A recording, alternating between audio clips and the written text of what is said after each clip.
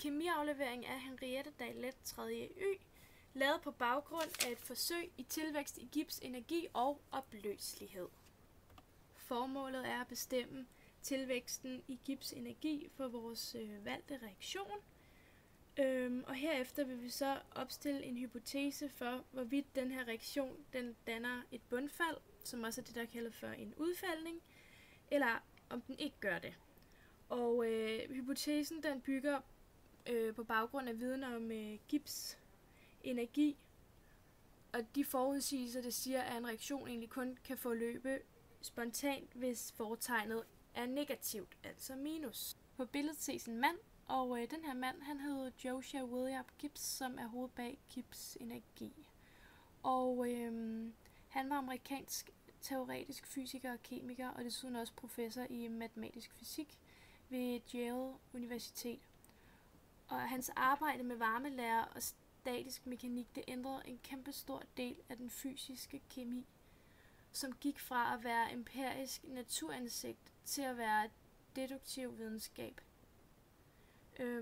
Alt hans arbejde, dengang han levede, det blev faktisk ikke rigtig værdsat, og det er først efter hans død i 1903, at man egentlig fik øje på alt det, som han havde gået rundt og lavet og undersøgt og sådan noget. Men sådan er det jo typisk. Her har jeg opskrevet definitionen af Gibbs energi, og sammenhængen imellem entropien og entalpien ses tydeligt. Ifølge termodynamikken, der er det egentlig, som sagt, foretegnet på tilvæksten i Gibbs energi, der afgør, hvorvidt en reaktion kan forløbe spontant eller ej. Og der gælder det jo selvfølgelig, at der skal være konstant temperatur og tryk. Hvis delta G, altså Gibbs energi, er positiv, så vil reaktionen ikke forløbe spontant. Hvis den så er negativ, så kan man jo regne ud, at så vil den forløbe. Kort sagt, et fald i Gibbs energi forudsiger altså, at en kemisk reaktion kan forløbe på samme måde som et spændingsfald i et elektrisk kredsløb forudsiger, at der kan gå en elektrisk strøm. Dette er altså vores hypotese, og den skal vi så afprøve ved et forsøg med fældningsreaktioner i vandig opløsning. Her ses termodynamikkens anden hovedsætning, som siger, at ændringen af universets entropi, den skal være lig med summen af systemets ændring, plus summen af omgivelsernes ændring, og det skal så være større end 0. Entropien den bliver betegnet med S, og er et mål for, hvor meget uorden der er. Og jo større entropi der er, jo mere uorden og kaos vil der være til stede. Og for eksempel, jo større et molekyl det er, for eksempel, jo større er det entropi også, og det skyldes bindingerne. Fordi bindingerne de sidder ligesom og vibrerer, og derved så opnås der en større uorden entropi. Og et eksempel kunne for eksempel være metan og etan. Etan det har flere bindinger, og derved så er dens entropi også størst. Nu har jeg jo lige fortalt om, hvad entropien er, så vil jeg da også kort løfte sløret for, hvad entalpien er. Og entalpi, den betegnes med H, og den termiske energi, der skal tilføres i system, for at reaktanter omdannes til produkter ved selvfølgelig konstant tryk og temperatur. Derfor kan man sige, at delta H, det skal være lig med delta Q. Og alle grundstoffer i den stabile tilstand har entalpien 0. Og der skal H så være lig med 0. Og entalpien den ændrer sig ved for eksempel ændringer af koncentrationen eller ændringer af trykket. Og derfor der betegner man altid entalpien med et bestemt tegn, hvor det gælder nogle helt bestemte betingelser, og det gælder jo selvfølgelig også for entropien. Og standard entalpien den er betegnet med, at det skal være, altså temperaturen skal være ved 298 Kelvin, som er det samme som 25 grader Celsius. Og koncentrationen den skal være 1 molær, og trykket skal være 1 bar, som er et atmosfærisk tryk. Og generelt der gælder det, at hvis H er større end 0, så er reaktionen endoterm. Det vil sige, at den optager varme, eller energi. Og hvis H så er mindre end 0, så er den eksoterm. Det vil sige, at den afgiver varme energi. Ja. Hvis man så vil undersøge, om en reaktion er mulig, så skal man først udregne universets entropitilvækst. Og hvis entropitilvæksten er negativ, så kan reaktionen ikke forløbe. Noget andet ud over størrelsen af molekylerne, som er godt for som er et godt mål for, hvor stor en uorden eller et kaos der er, det er temperaturen. Og temperatur, det er jo egentlig et mål for partiklernes bevægelse. Og jo større hastighed de har, jamen, jo mere uorden vil der være. Og derfor der er gas for eksempel, den er mere uorden end et molekyle, der er i fast form. Der sidder partiklerne mere tæt pakket, hvor i gas, der flyver de rundt blandt hinanden. Reaktioner, der afgiver varme, vil på den måde give varme til omgivelserne, og dermed øges entropien på omgivelserne jo også. Og entropien af delta S omgivelser, den bliver altså større end 0. Det betyder jo så, at de fleste eksoterme reaktioner er spontane. Hvor at endoterme reaktioner, de kan forløbe, hvis altså tilvæksten i uorden på systemet er så stor, at det rent faktisk opvejer den orden, der påføres omgivelserne. Ved en eksoterm reaktion afgiver systemet varme til omgivelserne. Og ja, herved så stiger jo omgivelsernes entropi. Og denne stigning, den er faktisk givet ved en ligning, som kommer her. Her er den skrevet. Og når det så indsættes i anden hovedsætning, så får vi så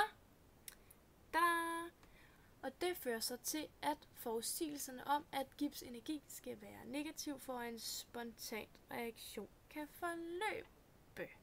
Formen, der anvendes til at udregne Gibbs energi, det er denne her, jeg har opskrevet her, hvor A er vores koncentration angivet i tilstandsformen ioner, da det er det, der er i vores reaktion. R er gaskonstanten, og Ln er den naturlige logaritme til stofmængdekoncentrationen. Vi valgte at arbejde med 0,2 molær natriumhydroxid og 0,2 molær zinkioner.